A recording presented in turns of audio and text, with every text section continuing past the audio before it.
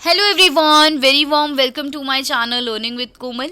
तो आज की इस वीडियो में लेकर आए हैं एक न्यू सब्जेक्ट एक न्यू वीडियो के साथ। जैसा कि आप स्क्रीन पे देख सकते हैं, फंडामेंटल्स ऑफ इन्वेस्टमेंट की यूनिट 1 आज हम कवर करेंगे। थ्योरी वीडियो होने वाली है, आप कंसेप्ट समझेंगे इन्वेस्टमेंट के। और जैसे कि मैं आपको बता दूं, बीकॉम ऑनर्स सेमेस्टर 6 जैसे कि आप स्क्रीन पे देख भी सकते हैं। और डी यू सोल का सिलेबस मैं कवर कर रही हूँ। चलिए स्टार्ट करते हैं बिना टाइम वेस्ट किए। तो जैसा कि आप स्क्रीन पे देख सकते हैं, हमारा पहला सिलेबस का टॉपिक है ये, जिसमें हमें इन्वेस्टमेंट के बारे में बताना है, इन्वेस्टमेंट डिसीजंस के बारे में एक्सप्लेन करना है। तो पहला जो टॉपिक है वो है डिफाइन इन्वेस्टमेंट, कि इन्वेस्टमेंट क्या होता है। How does inflation affect investment decision, कि इन्फ्लेशन कैसे इन्वेस्टमेंट डिसीजंस को अफेक्ट करता है। इन्फ्लेशन का मतलब क्या, जब मार्केट में प्राइस लेवल राइज हो जाए, जिसको हम हिंदी में महंगाई बोलते हैं, तो ये महंगाई की वजह से इन्वेस्टमेंट डिसीजन कैसे अफेक्ट होते हैं, वो साथ में कुछ एग्जाम्पल्स और आने वाले काफ़ी सारे क्वेश्चंस भी हम कवर करेंगे। जैसे कि मैं आपको बता दूं, वीडियो आपके लिए काफ़ी ज़्यादा हेल्पफुल होगी, इसलिए प्लीज़ वीडियो को लाइक शेयर एंड कमेंट ज़रूर करें, लाइक में कंजूसी ना करें। चलिए स्टार्ट करते हैं। तो सबसे पहले बात करेंगे इन्वेस्टमेंट की। तो इन्वेस्टमेंट क्या होता है? इन्वेस्टमेंट का मतलब क्या होता है? फंड्स का एम्प्लॉयमेंट। आपके पास ज़रूरत से ज़्यादा पैसा है तो आप भी इन्वेस्टर बन सकते हो, इन्वेस्टमेंट कर सकते हो, अपने फंड्स को लगा सकते हो, पैसे से पैसा कमा सकते हो, फंड्स से फंड्स जनरेट कर सकते हो। कैसे कर सकते हो? सिक्योरिटीज़ में इन्वेस्ट करके। सिक्योरिटीज़, शेयर्स, जिसे हम शेयर मार्केट में शेयर्स जब हम परचेज़ करते हैं तो ये क्या है? इन्वेस्टमेंट है। डिबेंचर्स परचेज़ करते हैं तो ये क्या है? इन्वेस्टमेंट है। बैंक में भी अगर आप फिक्स डिपॉजिट, सेविंग डिपॉजिट ये सब कराते हैं, ये भी इन्वेस्टमेंट ही है। किसी को पैसा उधार देते हो तो वो भी आपकी इन्वेस्टमेंट है। और मतलब ये सब क्या है? ये इन्वेस्टमेंट है। और आप ऐसा क्यों कर रहे हो? आप अपना पैसा दूसरे को क्यों दे रहे हो? क्योंकि आप चाहते हो कुछ एक्स्ट्रा इनकम कमाना, जिसको हम रिटर्न बोलते हैं। जिसको हम क्या बोलते हैं? रिटर्न। तो इन्वेस्टमेंट में क्या रिक्वायर्ड रहता है? सेक्रीफाइस रिक्वायर्ड रहता है of present consumption to get return in future. कि आप क्या करते हो? सेक्रीफाइस करते हो सकता है ना वो पैसा आप खर्च कर दो, कंज्यूम कर दो, लेकिन आप वो पैसा बचाते हो। वो आप पैसा बचाते हो ताकि आपको फ्यूचर में कुछ रिटर्न मिल पाए, है ना। बैंक में पैसा क्यों सेव करते हैं? कि भाई इंटरेस्ट मिलेगा। या हमने शेयर्स में पैसा क्यों लगाया? क्योंकि रिटर्न मिलेगा, डिविडेंड मिलेगा। तो इसीलिए one must ensure that the invested funds grow at the rate which is least greater than the rate of inflation। तो हर कोई यही चाहेगा कि जितना उसने पैसा इन्वेस्ट किया हुआ है वो कुछ इस रेट से ग्रो करे जो एटलीस्ट इन्फ्लेशन के रेट से ज़्यादा हो। इन्फ्लेशन के रेट से मतलब महंगाई के रेट से ज़्यादा होना चाहिए। इसके कहने का ये मतलब होता है कि देखो, हम जानते हैं हर साल महंगाई कुछ ना कुछ प्रतिशत से बढ़ती है ना। फॉर एग्जाम्पल 2022 में महंगाई 4% से बढ़ी, लेकिन जो आपने 2022 में पैसा जमा किया था बैंक में, फॉर एग्जाम्पल ले लेते हैं, बैंक में आपने पैसा जमा किया, तो एटलीस्ट आप ये तो चाहोगे ना कि वो जो इन्फ्लेशन, जो महंगाई बढ़ी है, उससे तो ज़्यादा रिटर्न आप कमाओ, उससे ज़्यादा इंटरेस्ट आपको मिले बैंक पे, बैंक आपको दे।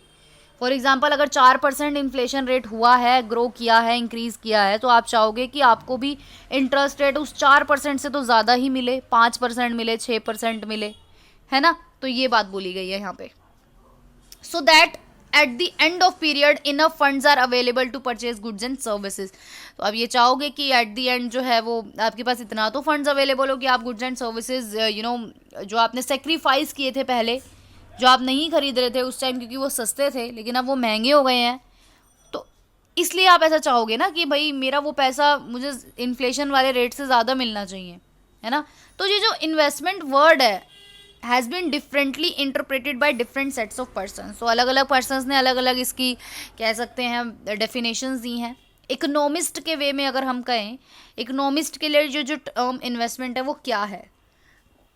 इकोनॉमिस्ट बोलते हैं कि इन्वेस्टमेंट जो है वो नेट एडिशन है टू दी कैपिटल स्टॉक की of the nation that consist of goods and services required for the production process. तो इन्वेस्टमेंट इकोनॉमिस्ट के वे में इन्वेस्टमेंट क्या है? Capital stock. Capital stock in the sense ये होता है जब हम गुड्स एंड सर्विसेज प्रोड्यूस करते हैं, तो हम मशीनरी खरीदते हैं, हम प्लांट खरीदते हैं, हम लैंड एंड बिल्डिंग परचेज करते हैं, ये सब क्या है? ये सब कैपिटल स्टॉक है। तो ये कैपिटल इकोनॉमिस्ट के वे में वो इन्वेस्टमेंट का मतलब है कैपिटल स्टॉक करना, है ना, इन चीज़ों को परचेज करना जो प्रोडक्शन प्रोसेस में रिक्वायर्ड रहती हैं। जो चीज़ें प्रोडक्शन प्रोसेस में क्या क्या रिक्वायर्ड रहता है? मशीन तो चाहिए ना, ज़मीन तो चाहिए जिस पे बनाओगे, प्लांट भी चाहिए, ये सारी चीज़ें क्या होती हैं? कैपिटल स्टॉक होती है। तो इकोनॉमिस्ट के वे में इन्वेस्टमेंट ये है कि इन चीज़ों में पैसा लगाओ, मशीनरी खरीदो, land land and building purchase करो, ये सब। फिर फाइनेंशियल इन्वेस्टमेंट की अगर हम बात करें तो फाइनेंशियल इन्वेस्टमेंट क्या है? फाइनेंशियल इन्वेस्टमेंट का मतलब चैनलाइजेशन, फंड्स का चैनलाइजेशन करना एसेट्स में, which are likely to yield some return in future. मतलब वो एसेट हमको कुछ ना कुछ फ्यूचर में रिटर्न तो देगी। उन फंड्स को चैनलाइजेशन करना, उनका उनको लगाना, उनको कहाँ लगाना? उनको स्टॉक्स में लगाना, शेयर्स खरीदना, डिबेंचर्स खरीदना, बॉन्ड्स खरीदना, ये सारे आप करोगे एज एन इन्वेस्टर, तो आप अपने फंड्स को एम्प्लॉयड कर रहे हो, आप अपने पैसे को लगा रहे हो पैसा कमाने के लिए, जिससे आपका कैपिटल एप्रिसिएशन होगा, आपकी पूंजी बढ़ेगी, आपकी कैपिटल इंक्रीज होएगी, है ना। आज आपने एक शेयर 100 रुपये का खरीदा, आने वाले टाइम में उसकी वैल्यू 110 120 होगी, तो 20 रुपये क्या है? वो आपका कैपिटल एप्रिसिएशन है। तो इसीलिए इन्वेस्टमेंट एक ऐसी एक्टिविटी है जिसमें आप अपने फंड्स का कमिटमेंट करते हो, आप अपने फंड्स लगाते हो फिजिकल फॉर्म, फाइनेंशियल फॉर्म में, और एक्सपेक्ट करते हो कि आपको कुछ एडिशनल रिटर्न फ्यूचर में मिलेगा। अगर हम बात करें इन्वेस्टमेंट डिसीजन प्रोसेस की, तो इन्वेस्टमेंट डिसीजन प्रोसेस क्या बोलता है कि जब आपको एक इन्वेस्टमेंट के रिगार्डिंग डिसीजन लेना है कि हाँ भाई मुझे अपना पैसा इन्वेस्ट करना है, तो ये डिसीजन आप कैसे लोगे? सबसे पहले नंबर 1, आप एक प्रॉपर इन्वेस्टमेंट पॉलिसी डिजाइन करोगे कि आपकी ये इन्वेस्टमेंट पॉलिसी रहेगी, आपका ये ऑब्जेक्टिव रहेगा।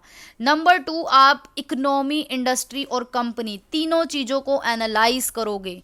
नंबर 3, वैल्यूएशन ऑफ सिक्योरिटीज, जिन सिक्योरिटी में आप पैसा लगाने जा रहे हो उनकी वैल्यू को डिटरमाइन करोगे। नंबर 4, आप अपना पोर्टफोलियो बनाओगे। नंबर 5, पोर्टफोलियो बनाने के बाद उसको टाइम टू टाइम आप रिवीजन करोगे, चेंजेस करोगे, मॉडिफिकेशन करोगे।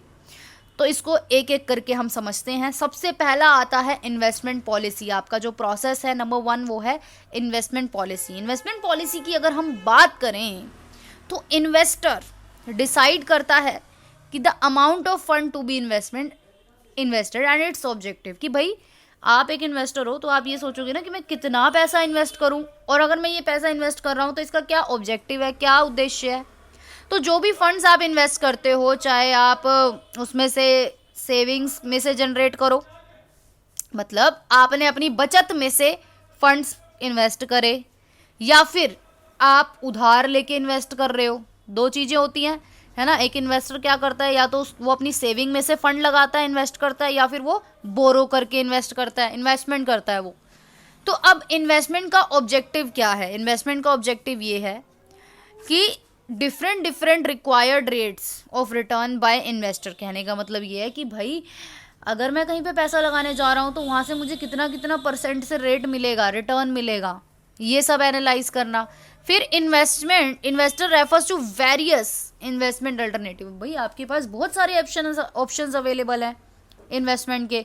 आप शेयर में भी पैसा लगा सकते हो, आप इस कंपनी में पैसा लगा सकते हो, आप उस कंपनी में पैसा लगा सकते हो, आप डिवेंचर्स खरीद सकते हो, आप गवर्नमेंट के बॉन्ड्स खरीद सकते हो, आप बैंक में भी पैसा इन्वेस्ट कर सकते हो। तो आपके पास ऑल्टरनेटिव्स बहुत सारे अवेलेबल होते हैं, लेकिन आपको अपने रिस्क रिवॉर्ड रेशो को ध्यान में रखते हुए पैसा इन्वेस्ट करना है, क्योंकि हम जानते हैं हाई रिस्क हाई रिटर्न। अगर आप चाहते हो कि आपको हाई रेट ऑफ रिटर्न मिले तो आपको हाई रेट ऑफ रिस्क भी बियर करना पड़ेगा।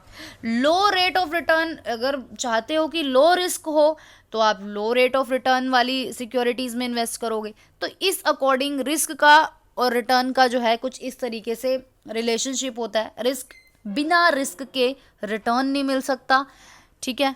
तो अब बात करें सेकेंड पॉइंट की, वो है इकोनॉमी, इंडस्ट्री एंड कंपनी, तीनों को एनालाइज करना है।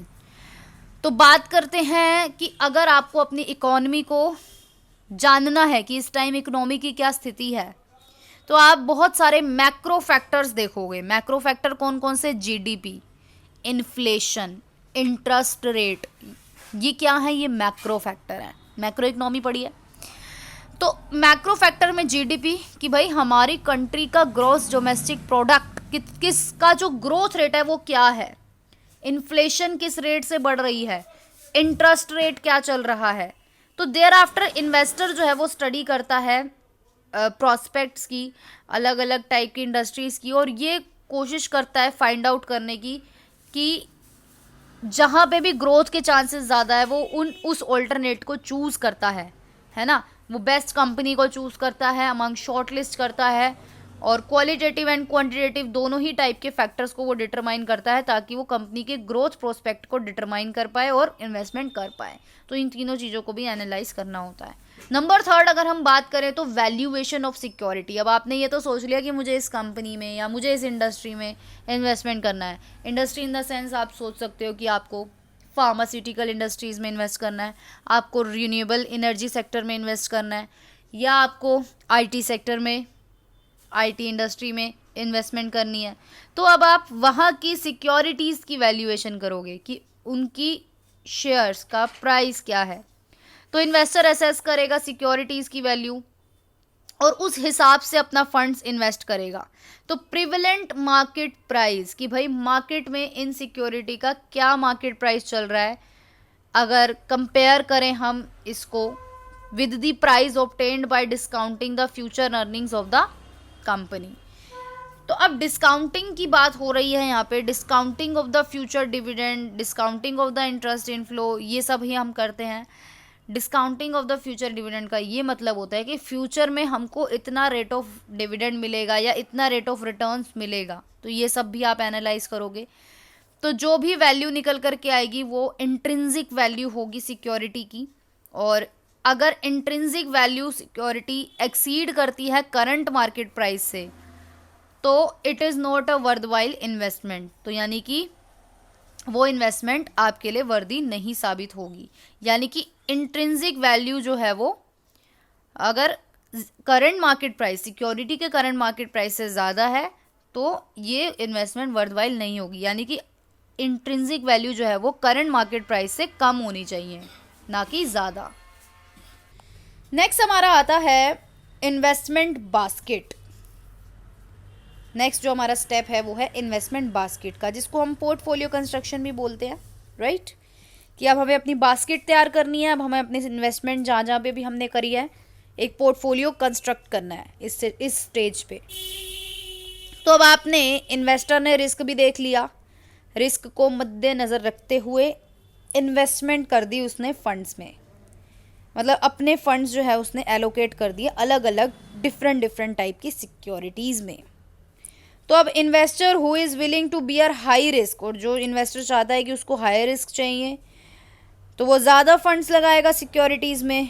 और ज़्यादा फंड्स लगाने का मतलब हाई रिस्क का मतलब, और हैविंग हायर रिस्क, और हाई रिस्क रहता है तो ज़्यादा से ज़्यादा उसका ये है कि भाई हाई रिटर्न वो कमाना चाहता है।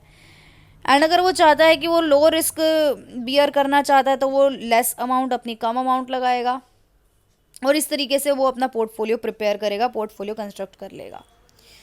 नेक्स्ट हमारा जो स्टेप आता है वो है, एक बार आपने पोर्टफोलियो प्रिपेयर कर लिया, पोर्टफोलियो कंस्ट्रक्ट हो चुका है, तो अब उसका अप्रेजल चेक करना, डेली चेक करना, मार्केट परफॉर्मेंसेस चेक करना, आपने जिन जिन सिक्योरिटीज़ में पैसा लगाया उन सिक्योरिटीज़ की परफॉर्मेंसेस को चेक करना। तो इन्वेस्टर का ये डे टू डे वर्क होता है कि इन्वेस्टर अपनी इन्वेस्टमेंट की परफॉर्मेंस को चेक करता है। इन्वेस्टर ये देखता है कि उसका शेयर का प्राइस कितना अप जा रहा है, कितना डाउन जा रहा है।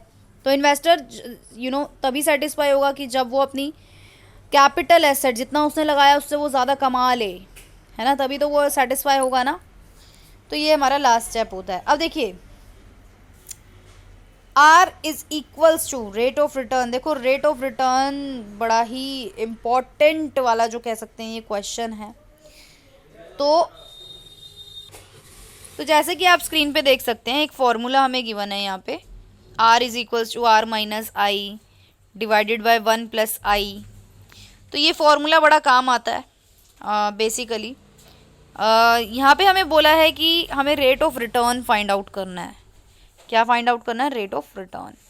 तो रेट ऑफ रिटर्न कैसे फाइंड आउट करते हैं कि अगर नॉमिनल रेट ऑफ रिटर्न आपका 12% है, इन्फ्लेशन रेट आप मान के चल रहे हो 8% का, आई जिसको हम बोलते हैं, आई से इन्फ्लेशन रेट, और नॉमिनल रिटर्न को यहाँ पे आर बोलते हैं, और हमें रेट ऑफ रिटर्न इस फॉर्मूले के अकॉर्डिंग कैलकुलेट करना है।